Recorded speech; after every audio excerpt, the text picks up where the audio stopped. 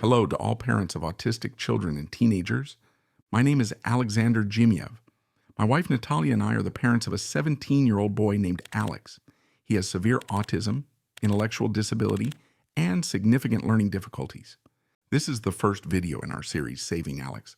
The story of our search for therapy for our son, what we tried, what mistakes we made, and what actually worked.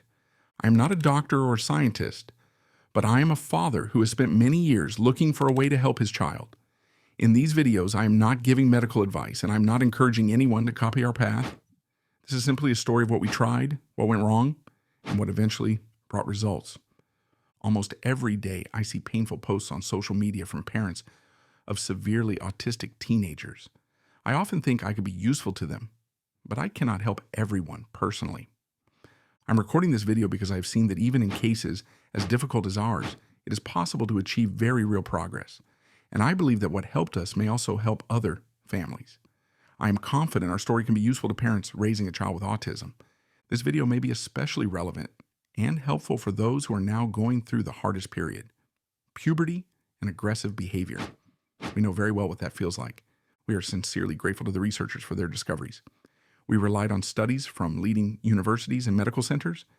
In the description under the video, you will find links to the publications we studied. Please read, verify, ask questions, and make decisions that are right for your child. This episode and the following two are more personal and focused on Alex's specific features that we had to deal with. The start of our story will be familiar to many. If you are the parent of a child on the spectrum, you will probably recognize yourself in it. At around 18 months, we began to notice troubling signs in Alex. We did not yet realize that these were classic symptoms of autism: lack of eye contact, no response to his name. We even had his hearing tested, no speech development, only some syllables or echoing sounds. Later, other characteristic behaviors appeared: tiptoe walking and frequent spinning, constant hand flapping, looking through fingers, spinning any objects he got his hands on, strong fixation on one toy. I still remember the giraffe that lit up, sang, and drove around. At that time, all my knowledge of autism came from the film Rain Man. Friends reassured us boys often start speaking later, but we felt it wasn't just about speech.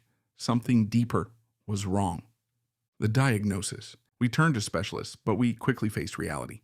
Many doctors back then knew almost nothing about autism. At one well-known professor's office, Alex displayed nearly all his autistic behaviors: pacing in circles, hand flapping, endlessly spinning a toy car wheel. The professor ignored all of this, tried to run an EEG, and quickly gave his conclusion: delayed psycholinguistic development. He prescribed nootropics. Later, at a local genetics center, after exhausting and emotionally difficult tests, we were given a strange diagnosis: disorder of sulfur-containing amino acid metabolism, and advised to exclude broths, liver, and chocolate from his diet.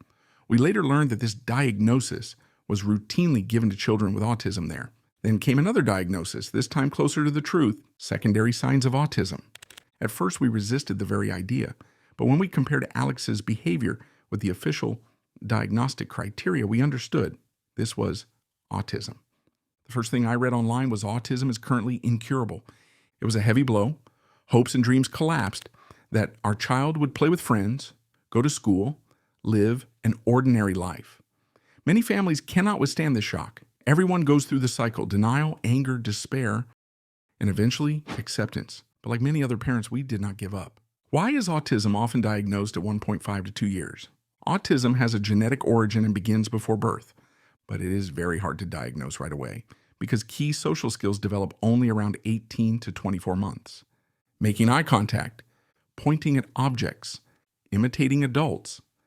At the same time, problems with speech often become visible. Babbling is absent or monotonous. Echolalia, repeating what was heard. Words are not used for communication. Stereotypical behaviors also appear: hand flapping, body rocking, solitary play. Parents and pediatricians begin to notice the delays compared to developmental norms, because this period coincides with vaccinations. For example, MMR at 12 to 15 months. Many people mistakenly believe that vaccines cause autism. But this is only a coincidence in timing.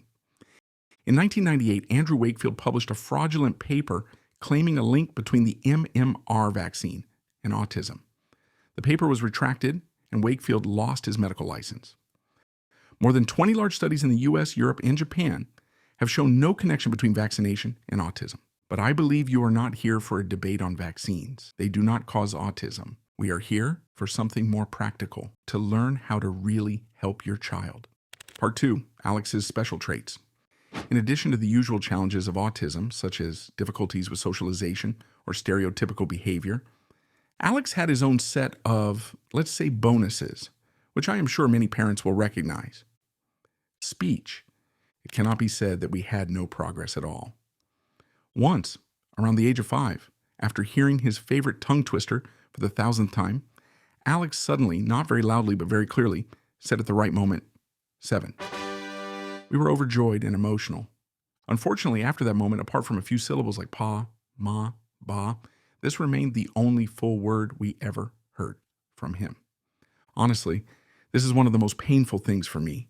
Sometimes I even dream that he talks to me. Later, we worked a lot with speech therapists. He produced different interesting sounds, clicking, bubbling, but functional speech never appeared. Allotment. Many autistic children have a tendency to run away or wander.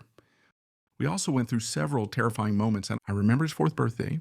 We were out in nature with friends, laughing, eating, relaxing. Alex was playing nearby. And then in one moment, he was gone. Panic started. We all scattered, calling for him, searching everywhere. Natalia suddenly realized he was probably near the water, and she was right. Fully dressed, he had already walked into the river, but a couple on the bank stopped him. This is something familiar to many parents of children with ASD, that strange magnetic pull towards water, and the horror that comes with it. If there was water anywhere, he would always rush to it, without hesitation, regardless of season or temperature. Several times we managed to catch him at the last moment, or literally pull him out from the sea, a pool, or a fountain. Alex had a very strong fascination with natural elements, not only water. He was mesmerized by nature itself, its forces, fire, snow, rain, even smoke, all these little mesmerizing particles. He could spend hours catching snowflakes with his mouth or just watching the rain. Fire brought him real joy. He had absolutely no fear of flames despite a couple of burns. He even tried several times to start a fire at home. Food restrictions. Starting at about age 5, Alex's diet gradually narrowed. First, he refused vegetables, then fruits. By 6, he still ate apples and bananas, but soon even they disappeared.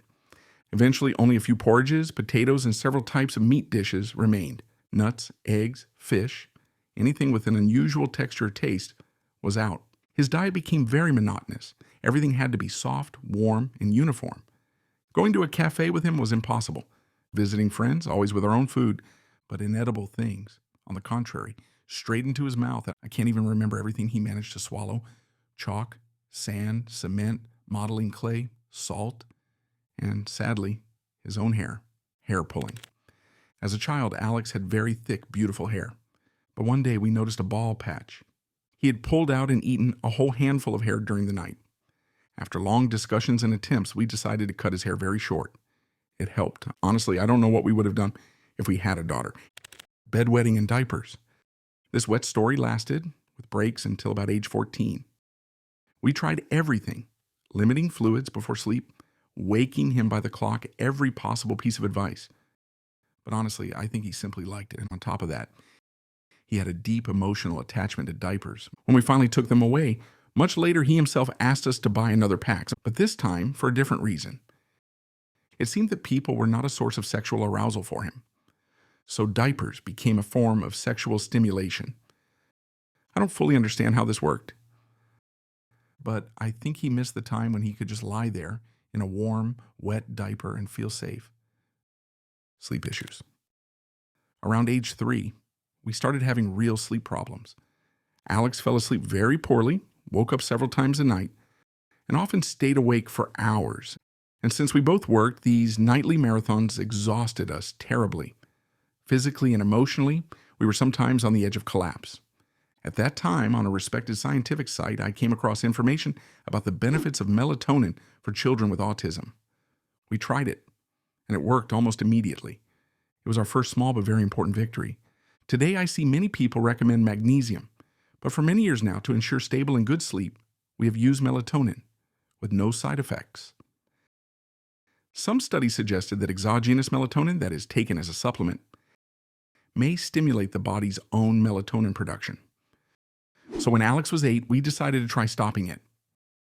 Unexpectedly, he began to fall asleep on his own. He slept a full 7 to 8 hours each night.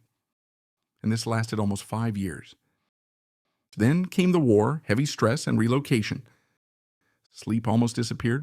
We went back to melatonin, and again it helped. Melatonin is a natural sleep hormone that regulates circadian rhythms and helps with falling asleep.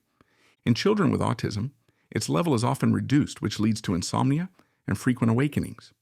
Research shows that melatonin shortens the time it takes to fall asleep, increases overall sleep duration, reduces night awakenings, has almost no side effects, and may even improve daytime behavior and reduce irritability. After this small but crucial win, we realized something important.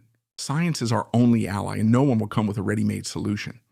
We tried to read as much as possible, just to understand a little about DNA, genes, enzymes, to understand whether this or that study could be useful for us.